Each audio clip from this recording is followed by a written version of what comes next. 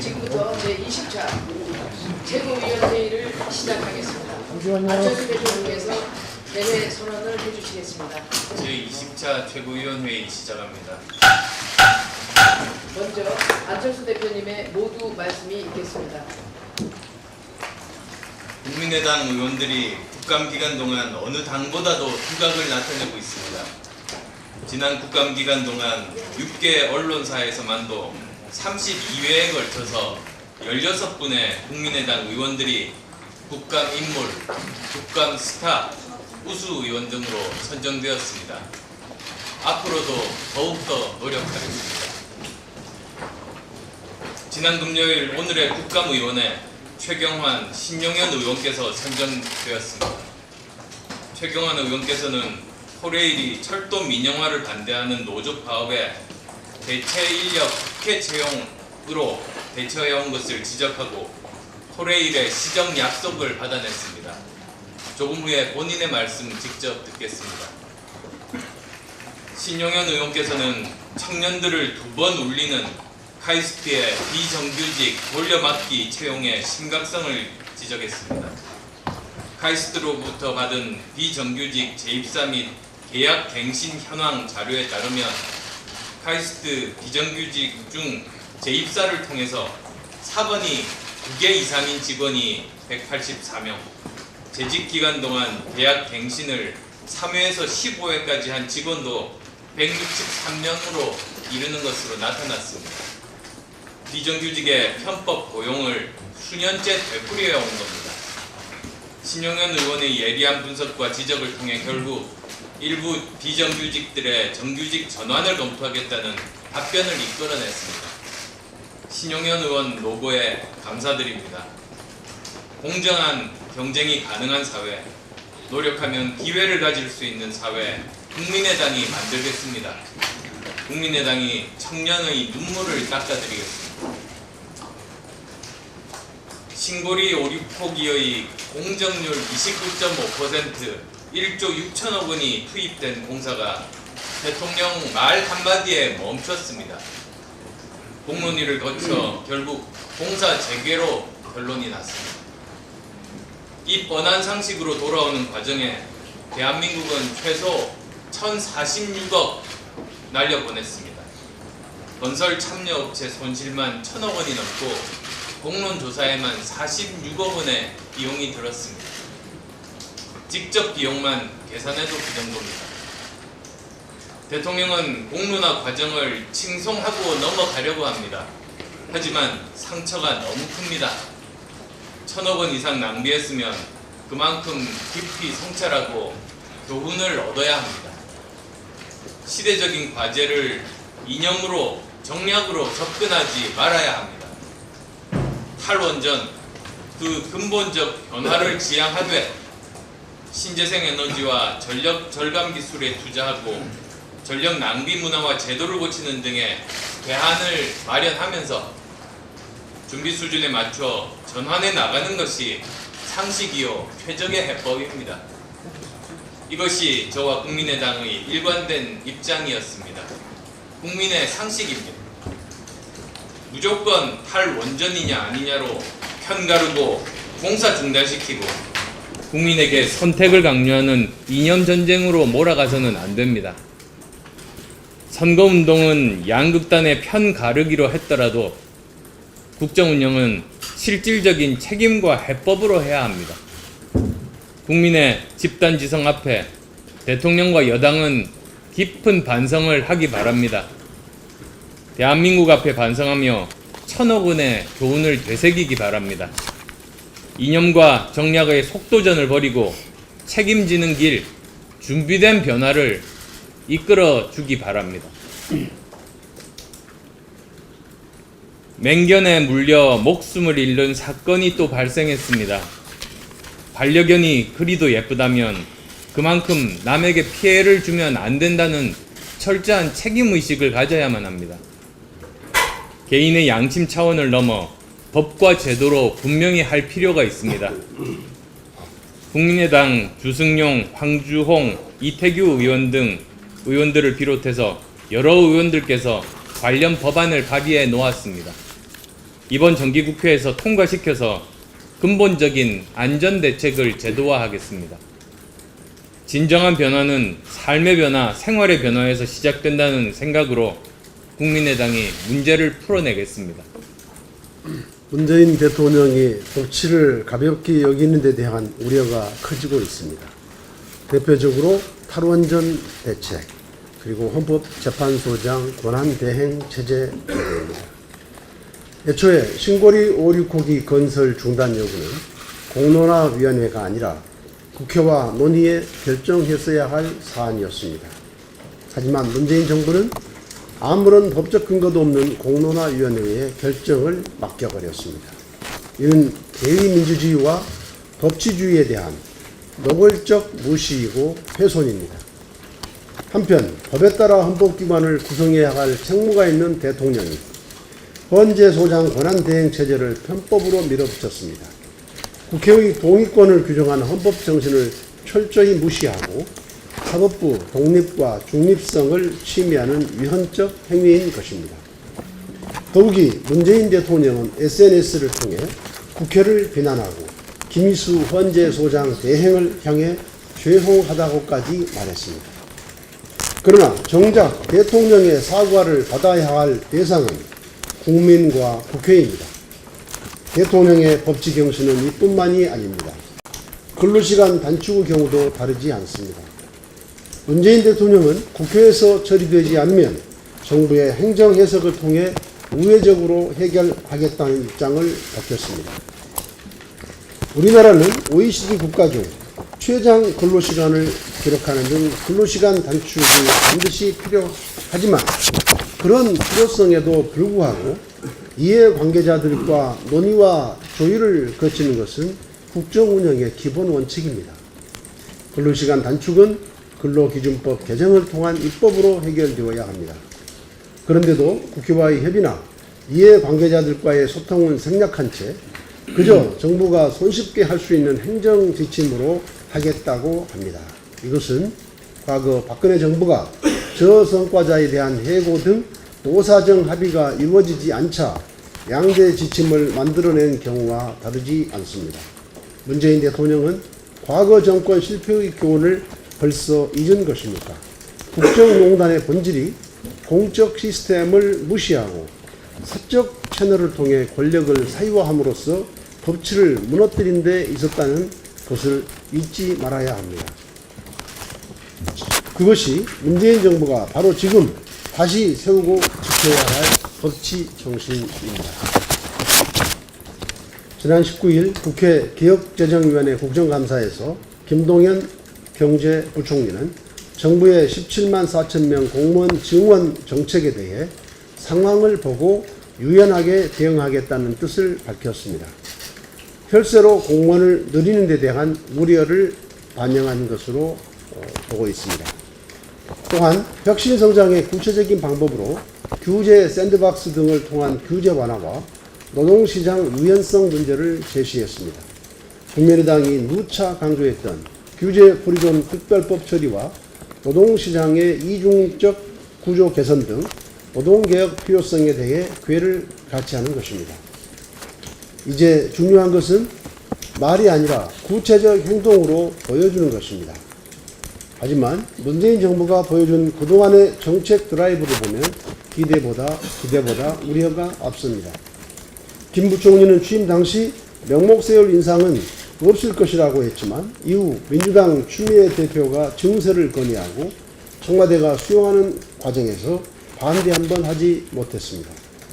또한 경제정책과 관련해 청와대의 5 시어머니 등의 논란, 청와대와 여당의 보유세 인상 논란의 과정에서 김동연 패싱이 아니냐는 우려도 있었습니다. 서울대 국가리더십연구센터는 역대 경제부총리의 성공 조건으로 대통령의 신임을 꼽았습니다. 문재인 대통령은 경제부총리가 흔들리지 않고 경제정책을 추진할 수 있도록 힘을 실어줘야 합니다. 그것이 경제부총리의 성공을 넘어 문재인 정부의 성공이요 국민이 성공하는 길이 오늘의 국감의원 선정 발표가 있겠습니다. 오늘의 국감의원은 최경환 의원과 신용현 의원이 선정되었습니다. 대표로 최경환 의원의 말씀이 있겠습니다.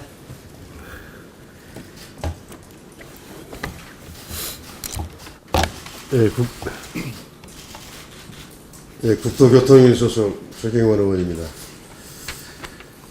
철도 노조가 작년 9월부터 74일간 최장기 파업을 벌였습니다. 코레일은 파업 대체 인력 2,078명을 채용했습니다. 코레일은 올해 신규 채용에서 파업 대체 인력 직군을 신설해서 이들을 채용했습니다. 파업 대체 인력 출신들에게는 가산점을 주어서 특혜를 주었고, 최종적으로 파업 대체 인력 54명이 전체 인원의 18%에 해당됩니다. 선발됐습니다. 그 가운데 코레일 간부 직원 자녀들도 두 명이 포함됐습니다.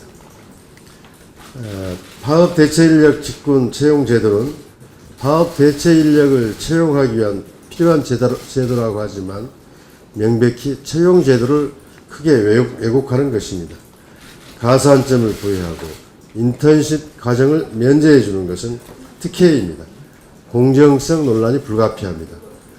헌법 32조 6항은 국가유공자, 상위군경, 전몰군경의 유가족은 법이 정하는 바에 따라서 우선적으로 근로 기회를 부여받는다고 규정하고 있습니다. 파업 대체 인력이 국가유공자만큼의 대우를 받는 것은 분명한 특혜입니다. 또한 노동조합을 위축시킬 우려가 있습니다. 파업 대체 인력은 말 그대로 노동조합의 파업에 철도 운영을 정상화하기 위해 투입하는 불가피한 임시인력입니다. 이런 대체 인력을 정규직화하는 것이 제도화된다면 법으로 제한하고 있는 파업 대체 인력을 쉽게 운영하게 함으로써 정당한 파업 행위를 무력화시키게 됩니다. 또한 파업 대체 인력 출신과 정규사원과의 노노 갈등은 불보듯 뻔합니다. 더 중요한 게 있습니다.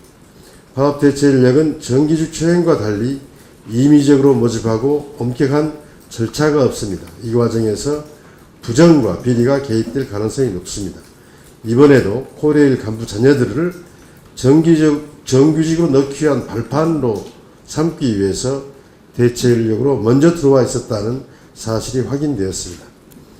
이러한 이유로 국정감사에서 파업 대체 인력 직군 채용 제도는 폐지해야 한다고 주장했고, 코레일로부터 폐지하겠다는 답변을 받았습니다. 우리 사회는 지금 청년들의 취업난, 취업전쟁의 병을 앓고 있는 상황입니다. 이런 상황에서 채용 과정의 불공정성, 채용 비리는 젊은이들을 두 번 죽이는 일입니다. 이러한 불공정 해소와 채용 비리 특혜를 없애는데 정부가 적극 나설 것을 촉구합니다. 이상입니다. 어제 원외 지역위원장 간담회를 통해서 다양한 의견들을 수렴하였고, 많은 위원장님들께서 협조해 주신 것에 대해서 이 자리를 빌어서 먼저 감사 말씀드립니다. 결론을 도출한 것은 아니었지만 이대로 가게 되면 공론화 과정을 거치면서 보다 더 성숙한 단계로 당을 이끌어갈 수 있는 좋은 기회가 될 수 있다는 그런 확신을 가지게 되었습니다. 김기옥 위원장님이야 관계자 여러분께 진심으로 감사를 드립니다. 여러분, 개죽음이라는 말을 들어보셨습니까? 저는 오늘 개죽음을 경고하고자 합니다. 초록호루라기를 진정으로 불고 싶지만 전국의 개들에게 물릴까봐 불기가 두렵습니다. 그래서 보여주기만 하겠습니다. 지난 주말 서울의 유명한 한 식당 대표가 이웃집 개에 물려 치료를 받던 중 폐혈증으로 사망하는 사고가 뒤늦게 언론을 통해서 알려지자 대책 마련의 목소리가 각종 매체를 뜨겁게 달구고 있습니다. 반려동물 중 인간에게 가장 친근한 동물인 반려견의 사고는 2011년 245건에서 2016년 말 1019건으로 5년간 4배를 넘게 늘었고, 올해는 지난 8월까지 1046건의 개물림 피해 사건이 발생하였다고 소비자보호원이 발표했습니다. 현재 지자체마다 반려견을 둘러싼 민원이 끊이질 않고 있다고 합니다. 시도 때도 없이 지저대는 반려견 소리로 인한 이웃 간 갈등은 층간 소음 민원보다도 더 많다고 하며 키우던 개를 길가에 버리는 양심불량 견주들에게 버려진 개들은 들개가 되어서 사람을 위협하고 있는 실정입니다. 반려견에 의한 사건 사고가 1000건 이상으로 넘어서고 사회적 문제로서 목숨까지 잃는 과실치사상 등의 문제가 발생한다면 더 이상 뉴스의 한 부분으로 지나칠 일은 아니라고 생각합니다. 경찰청 통계에 따르면 작년 강력범죄 중 살인을 저지른 사람이 356명입니다. 사람을 살해한 자는 사형, 무기 또는 5년 이상의 징역에 처한다라고 형법 제250조 1항에 명시되어 있습니다. 또한 작년에만 11대 중과실 교통사고로 1696명이 사망하였습니다. 11대 중과실 교통사고는 교통사고 처리 특례법에 의거하여 보험이 있어도 형사처벌을 면하지 못하도록 하고 있습니다. 그러나 동물보호법은 모든 반려견이 외출할 때 목줄을 착용하도록 규정하고 맹견의 경우 입막에 착용을 하도록 법제화되어 있으나 위반 시 처벌은 50만 원 이하의 과태료가 전부입니다. 맹견의 분류는 모호하고 맹견으로 지정되어 있지 않은 견종은 외출 시 목줄이나 입마개를 의무적으로 해야 하는 대상이 아니기 때문에 개들에 대한 안전사각지대가 심각한 상황입니다. 인간의 죽음 중 타인에 의해서 사망했을 경우 가해자에 대한 강력한 형사처벌이 따르지만 반려견에 물려서 사람이 사망한 경우 그야말로 개죽음이 되고 있습니다. 최근 농림축산식품부는 맹견 지정 대상을 확대하고 상해 사망 사고의 경우 주인을 처벌하고 맹견은 복종훈련, 안락사 등을 조치하는 방안을 검토 중이라는 뒤늦은 제도적 측면에서의 대안모색의 의지를 밝혔습니다. 너무 때늦은 감이 있습니다. 그러나 아직 늦지 않았습니다. 피해자는 있지만 실질적인 가해자는 없는 개물림 사건이 연평균 1000건을 훌쩍 상회하고 있는 현 시점에서 개물림 사고에 대한 법규를 재정비하여 법으로서의 실효성을 높여야 합니다. 또한 우리 개는 순에서 사람을 물지 않는다는 견주들의 안이한 생각도 바꾸어 나가야 한다고 생각합니다. 맹견이 아닌 반려견도 동물인 이상 잠재된 공격 성향을 언제든지 드러낼 수 있기 때문에 만일의 안전사고에 대비해야 하는 것이 반려동물과 함께 공생할 수 있는 펫 티켓이라고 생각합니다. 사람과 동물이 공존할 수 있는 아름다운 세상을 위하여 나에게 소중한 반려견이 타인에게는 공포와 불안의 대상이 될 수 있다라는 역지사지의 전제적 사고가 필요할 때이며 정부의 신속한 법규 정비를 통해서 국민들에게 반려동물들로부터 안전을 수호해 줄 것을 적극 촉구합니다. 이상입니다. 연일 국정감사에서 우리 당 의원님들의 활약이 대단하십니다. 각 상임위에서 청년 문제 해결을 위해서도 정말 노력하고 계십니다. 기획재정위원회 소속 박준영 의원님께서는 조례 특례 제한법상 청년들의 창업과 고용에 지원하는 나이 상한 29세는 청년 고용 특별법상 적용 대상인 34세와 현평에 맞지 않다고 지적하셨습니다. 그래서 세제 지원 대상인 청년의 나이를 현 29세에서 34세로 높이자고 주장하셨고, 김동연 부총리께서는 부총리에게 그렇게 하겠다는 약속을 받아냈습니다.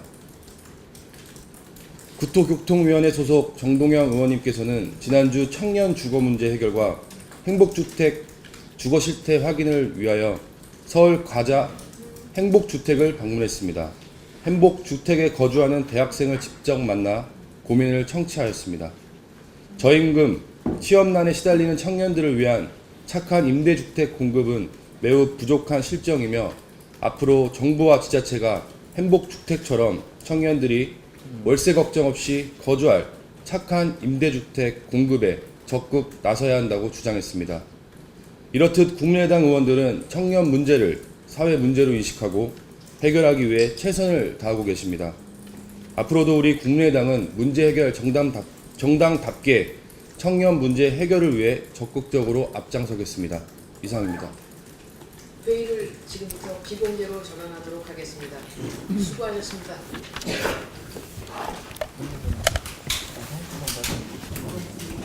안철수 당대표님의 진행으로 회의를 실시하도록